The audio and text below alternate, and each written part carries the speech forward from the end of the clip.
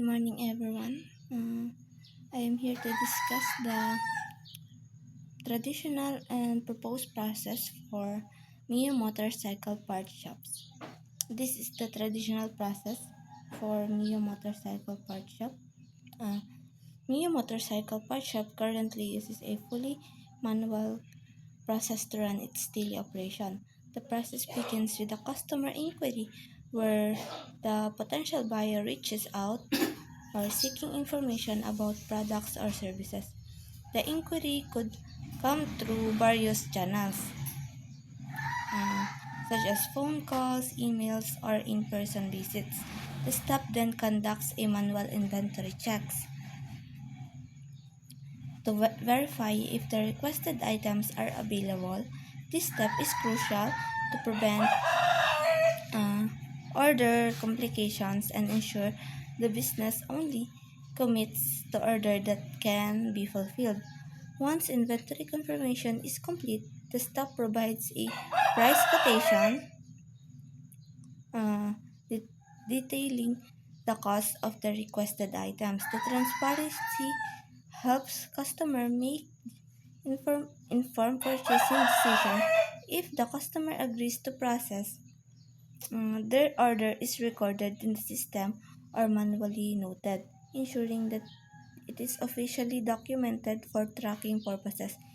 In cases when stock replenishments is needed, the staff communicates with suppliers, coordinating deliveries or verifying product availability.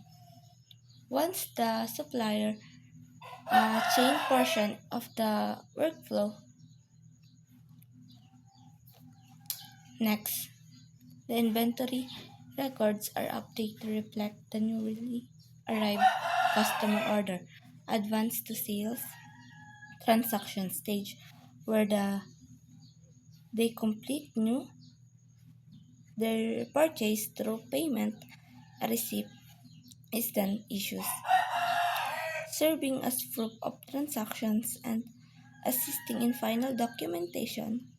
At the close of business, daily sales is tally conducted where all transactions are renewed to ensure accuracy in the final records and gain insight into revenue performance.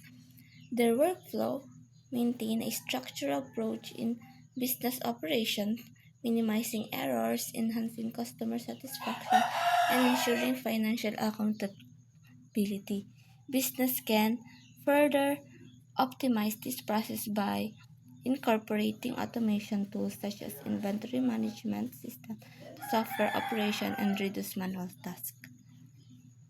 Uh, this is the next uh, or the proposed process for Mio motorcycle part shop.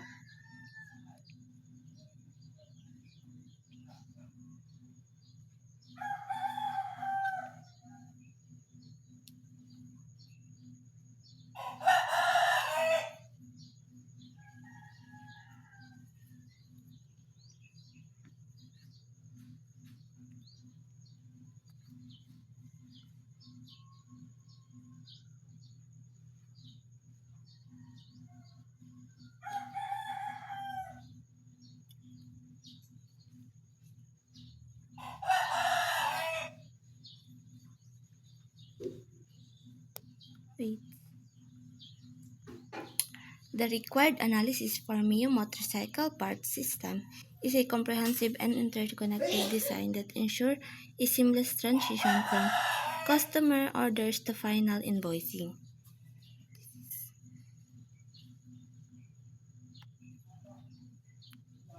It all begins with intuitive customer ordering interface that not only captures every details of a customer selection, including item-specific quantity, delivery details, and payment preference, but also immediately channels the information into real inventory verification module.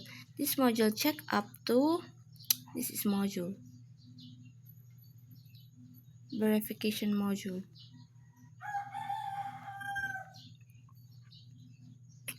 And this module checks up to the information into real-time inventory verification module.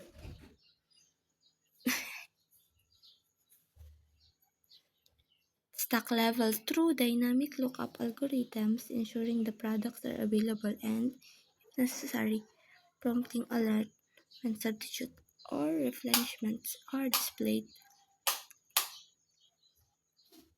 Prices align with ongoing promotion, discounts, or markups to prevent any discrepancies.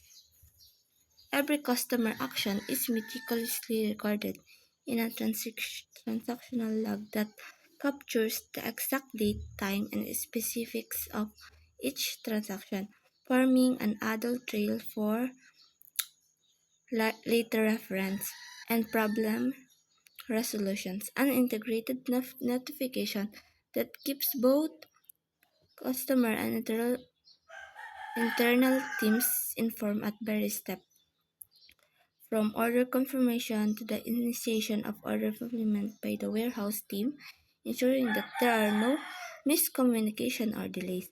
For administrative oversight, a centralized dashboard aggregate this live data, providing managers with a holistic view of stock levels, transaction forms, and alerts of any anomalies that are required swift intervention as orders are processed.